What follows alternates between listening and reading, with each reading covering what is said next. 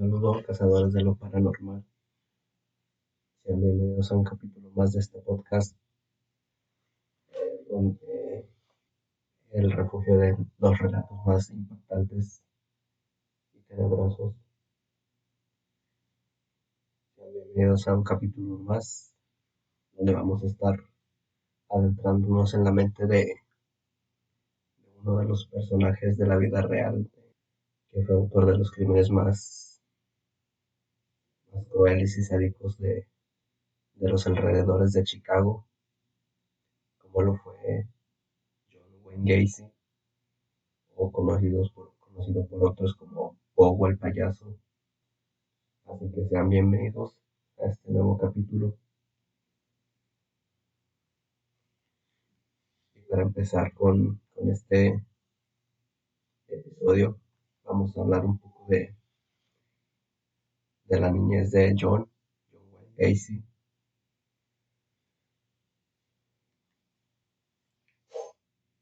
la cual fue marcada por los abusos y el bullying que sufrió él, siendo el único hijo varón del matrimonio entre John Stanley y Marion Gacy, y por lo cual pues él pasaba la mayoría del tiempo con su madre y sus hermanas cocinando o haciendo esas cosas, por lo cual su papá, que era alcohólico y golpeador, siempre lo, siempre lo insultaba y lo golpeaba, lo insultaba llamándolo diciéndole que era una nena por las, por las cosas que hacía pues con su madre. Pero pues yo lo único que quería era que su padre se sintiera un poco orgulloso de él, por lo que pues para que pasar un poco de tiempo con él, iban juntos a viajes de pesca, y pues ahí pasaba un poco de tiempo con él. Y como les digo, sufrió muchos abusos en su infancia, como uno a los 9 años, donde un amigo de la familia abusó de él, pero cosa que John se cayó por, por miedo a que su padre le dijera que él era el culpable por lo que le había pasado. Pues se lo cayó.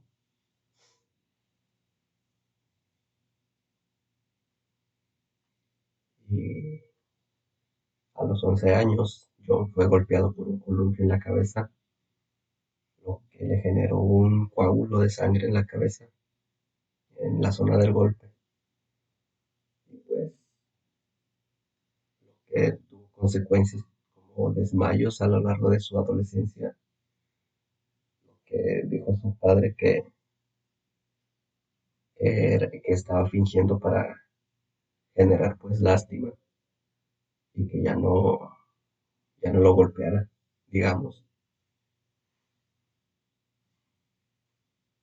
Y así fue hasta los 20 años, que fue donde tomó un consejo de su propio padre que decía que se mudara. Y pues sí, lo hizo, se mudó a los 20 años con rumbo a Las Vegas, en donde pudo conseguir un trabajo en una funeraria, de conserje de una funeraria. Y pues ahí fue donde empezaron a salir sus verdaderos instintos, que pues estaba cerca de los cuerpos, y en esos momentos donde estaba cerca de los cadáveres, él a los cuerpos de los jóvenes los tocaba y los tocaba de maneras obscenas, pues. Y este trabajo lo dejó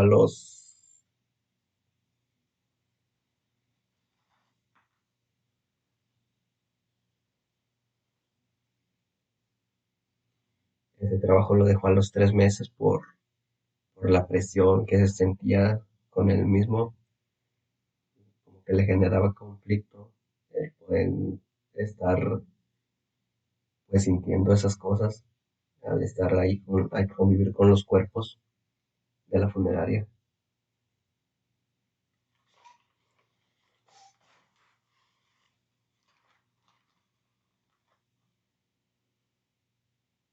Y ya años más tarde, ya cuando regresó, bueno, después de renunciar a ese trabajo, regresó a Chicago y ya pudo graduarse. Y fue ahí donde conoció a su primera esposa, bueno, a la que se convertiría en su primera esposa, llamada Marilyn Myers.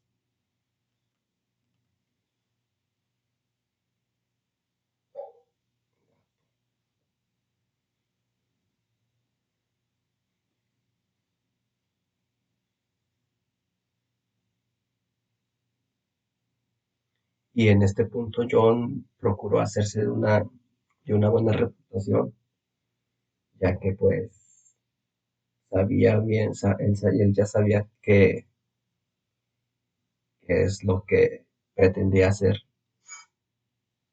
Y pues primero intentó hacerse de una fama, bueno, pues ahí junto con los demás vecinos, por lo que se unió a los Jaycees, que era la comunidad de ahí de su vecindario, y pudo entrar ahí ya que era gerente de unas sucursales de KFC, las cuales eran de su suegro.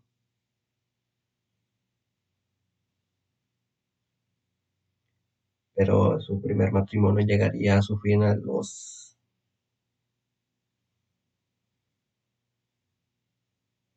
pocos años, el 10 de mayo de 1968, ya que pues había sido denunciado por abusos y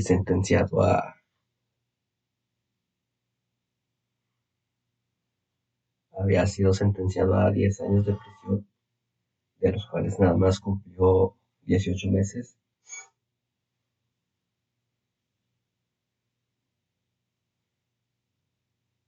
en la penitenciaría estatal de Anamosa.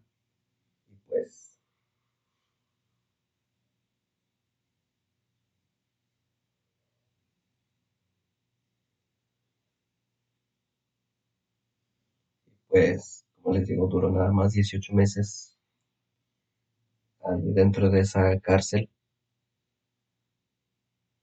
Y pues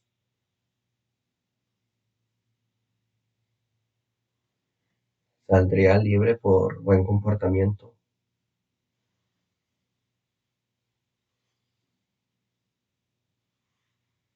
para en 1971 empezar desde cero, empezar a cambiarse a una nueva casa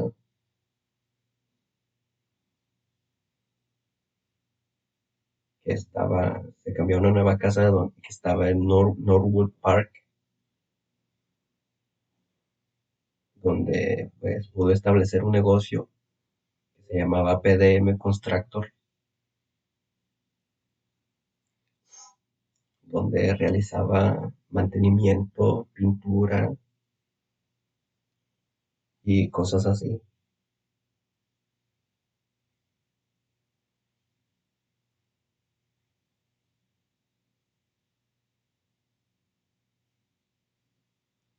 Y en 1972 llegaría su segundo matrimonio, que se casaría con una mujer divorciada y con hijos, que resultaría ser una antigua compañera de la secundaria, mujer que al casarse se mudó con él a su casa. Y pues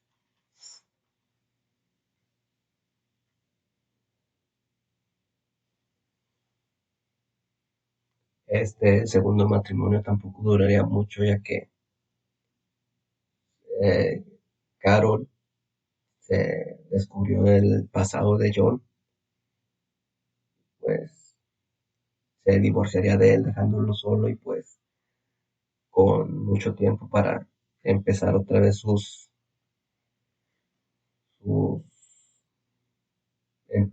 para pensar en formas de saciar sus instintos.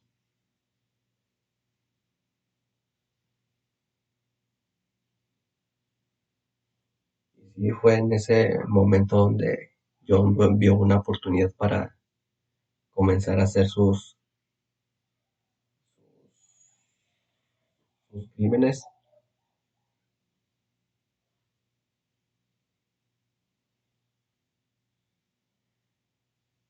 para realizar sus crímenes sin nadie que lo mirara o que hubiera alguien que sospechara de él. Y fue en julio de 1971 donde a un joven de nombre Michael Reid lo llevó a su casa para ofrecerle un trabajo en su compañía. Y pues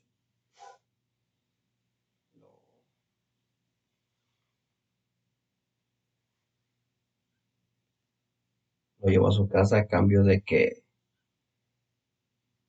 con la promesa de que le iba a dar trabajo, a cambio de pues, que tuviera intimidad con él.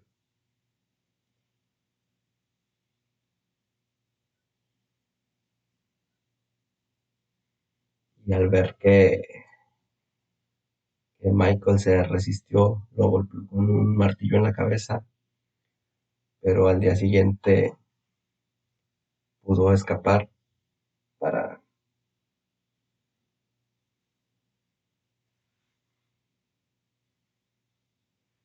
para pues poder salir con vida de ahí. Lo quien no pudo correr con la misma suerte fue la segunda víctima, que fue un joven de 15 años que estaba en una estación de autobuses donde pasó John y se ofreció a llevarlo, a lo que el joven pues aceptó. No, no sospechó nada de él y pues aceptó que le diera que lo llevara pues para su casa.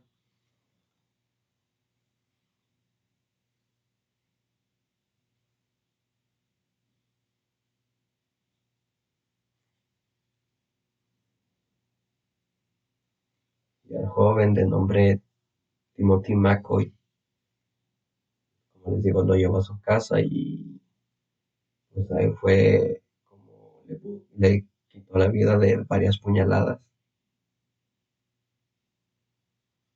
enterrándolo bajo su casa en un sótano que él había construido específicamente para las víctimas que llevara, porque él ya tenía todo planeado, y ahí era donde iba enterrando los cuerpos de los jóvenes.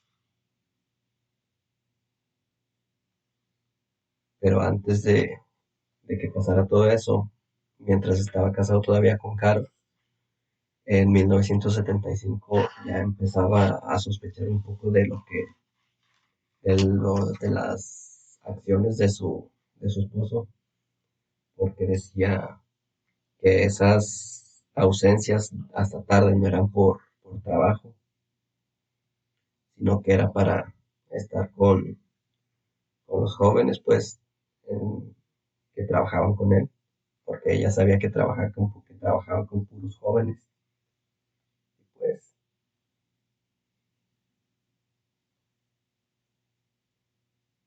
ella no tenía ni la más mínima idea de lo que pasaba bajo ese mismo techo.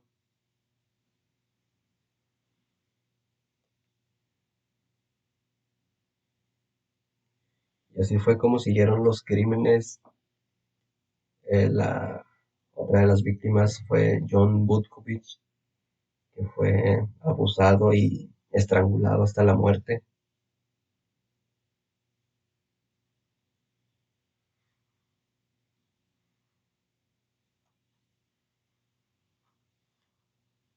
Y una de las víctimas que pudo sobrevivir también, que era David Daniel, pudo, pudo declarar cómo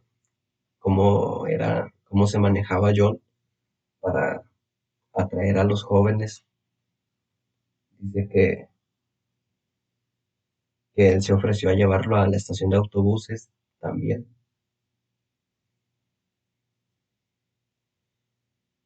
a lo que pues David se negó y empezó a sospechar ya que John estaba muy insistente en que él lo llevara.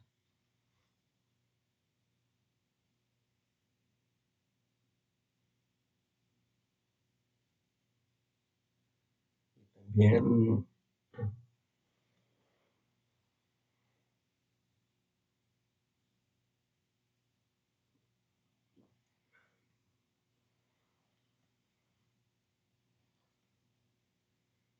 también comentó cómo era el procedimiento ya cuando tenía las víctimas ahí en su casa, vulnerables.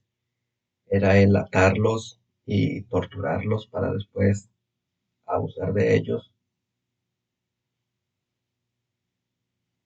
y pues para posteriormente pues quitarles la vida.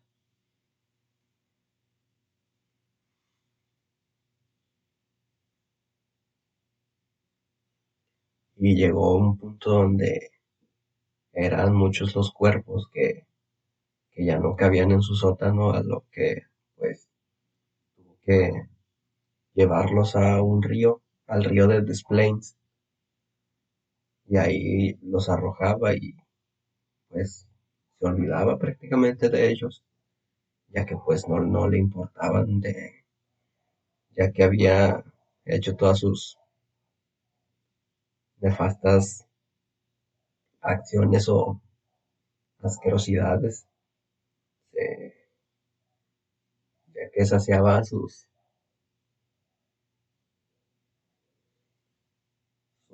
instintos, ya no le importaba lo que pasara con los cuerpos o si llegaban a encontrarlos.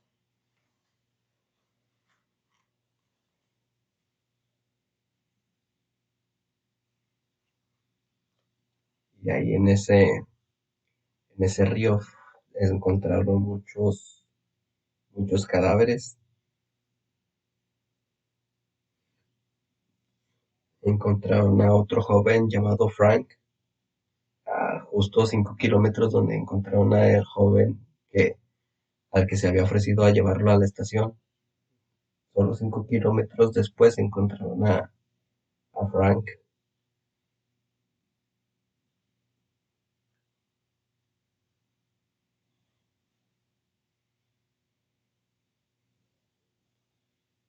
Pues John estaba tranquilo ya que no sospechaba nadie de él.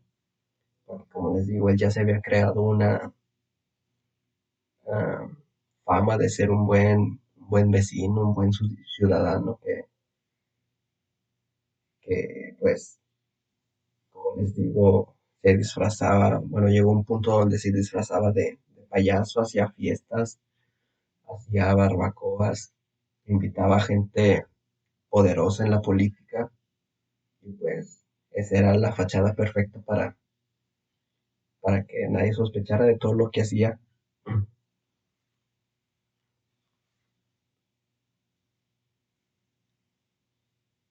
Pero no fue hasta el 12 de diciembre de 1978 donde a un joven llamado Robert Pist lo dieron por desaparecido, lo declararon por desaparecido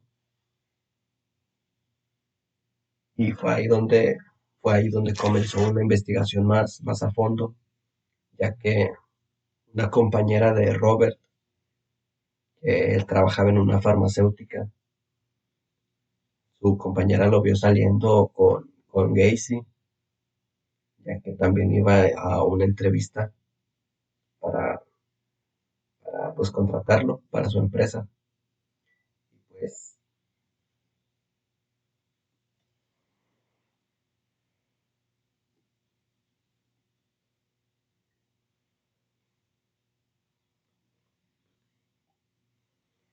pues John era el principal sospechoso porque fue la última vez que vieron a Robert con vida, fue junto con él.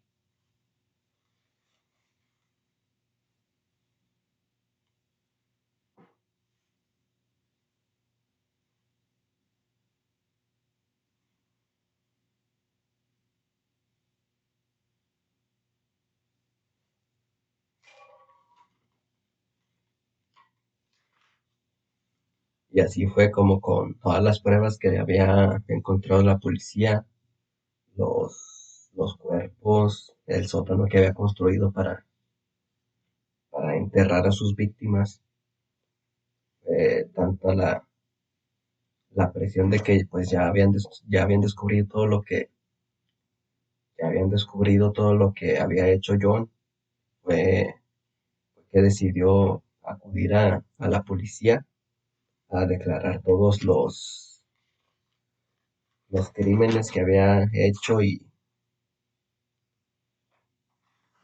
incluso llegó con un plano y lo entregó a la policía donde estaba específicamente donde había enterrado a todas sus víctimas en su sótano.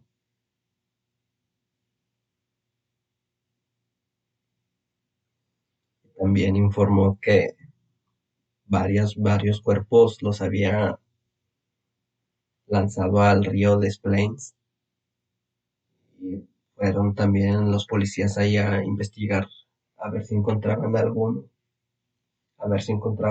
y pues sí, encontraron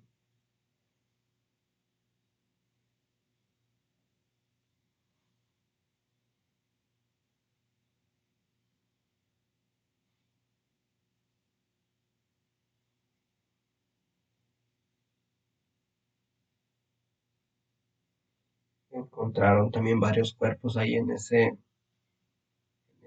río, de los cuales 7 no pudieron ser identificados y hasta ahora no se sabe quiénes son o quién son sus familiares para decir que, de qué familia era.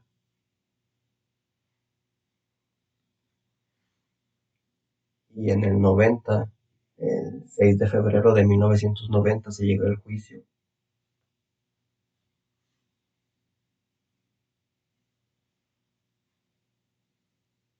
Y pues John, en, una, en un intento desesperado por probar su inocencia, quiso alegar que tenía problemas mentales.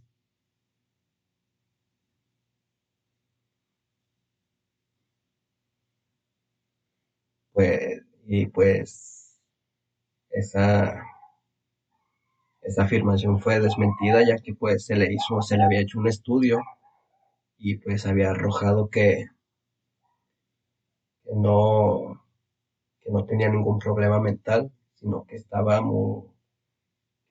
pues dentro de lo que cabe estaba sano de la mente. Pues esa afirmación no fue válida para probar que necesitaba un tratamiento o algo así, sino que tenía que ir a prisión.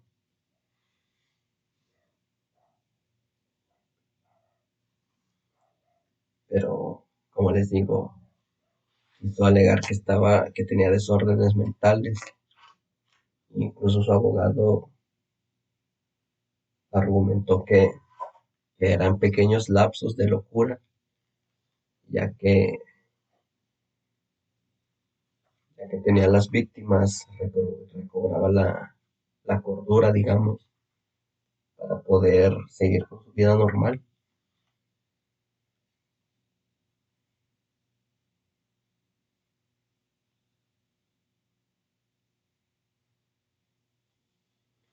Incluso también llegó un momento donde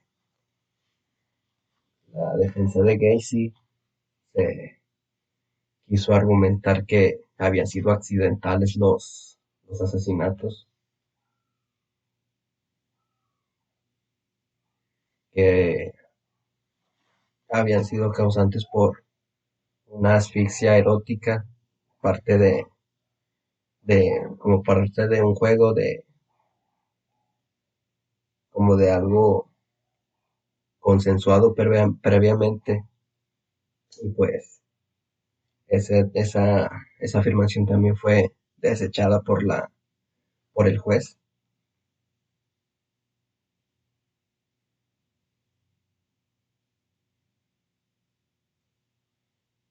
Pues todos esos intentos de probar que John era inocente se invalidaban, ya que pues, John había declarado él mismo que pues sí los había matado intencionalmente.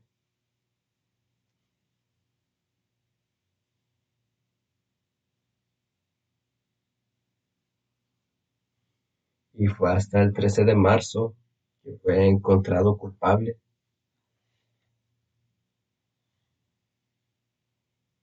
y fue sentenciado a varias cadenas perpetuas y, y varias penas de muerte también, para por fin llegar a ser ejecutado el 10 de mayo de 1994. Fue el día de su ejecución por inyección letal.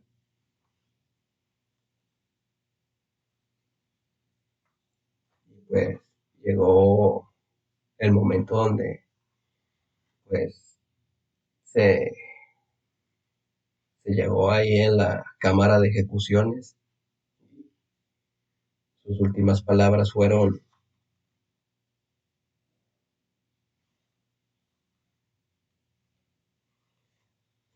muy reveladoras en cuanto a su personalidad y el poco o nulo arrepentimiento que tuvo de todo lo que hizo, de todos los crímenes que cometió. Dijo, matarme no hará regresar a ninguna de las víctimas. El Estado me está matando. Nunca sabrán dónde están los demás. Y bésenme el trasero. Y así fue como lo ejecutaron y se pudo ver como era una persona que no tenía ningún interés en ya con todas las penas que le fueron imputadas, pues no tuvo ni una pizca de arrepentimiento por todos sus crímenes.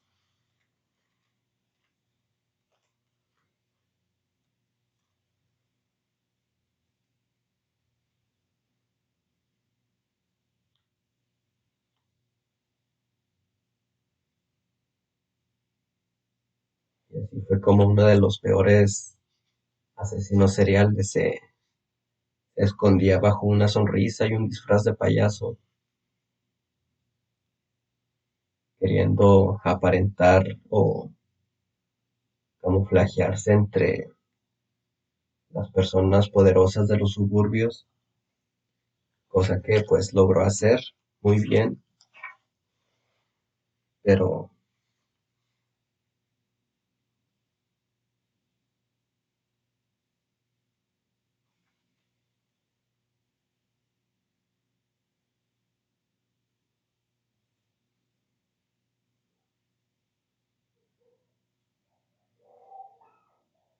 y sus acciones siniestras nos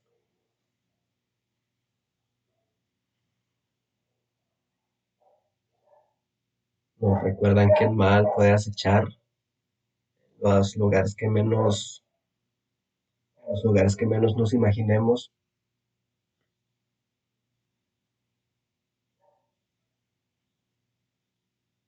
llevándonos a cuestionar quién puede ser el siguiente manipulado por su influencia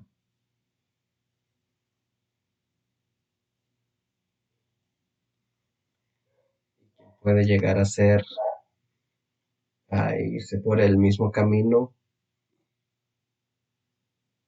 irse por el mismo camino y pues, cometer cosas iguales o peores.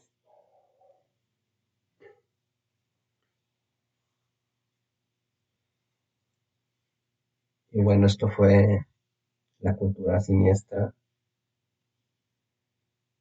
Espero les haya gustado este capítulo de, de adentrarnos dentro de la mente de uno de los criminales más sádicos y peligrosos que hubo en ese tiempo en Chicago. Espero si les gustó, pues apoyen el canal y nos vemos en las redes sociales del podcast, en TikTok, YouTube. Y ya saben, sigan pendientes para más secretos, enigmas y explorando las mentes criminales que han estado en nuestro mundo.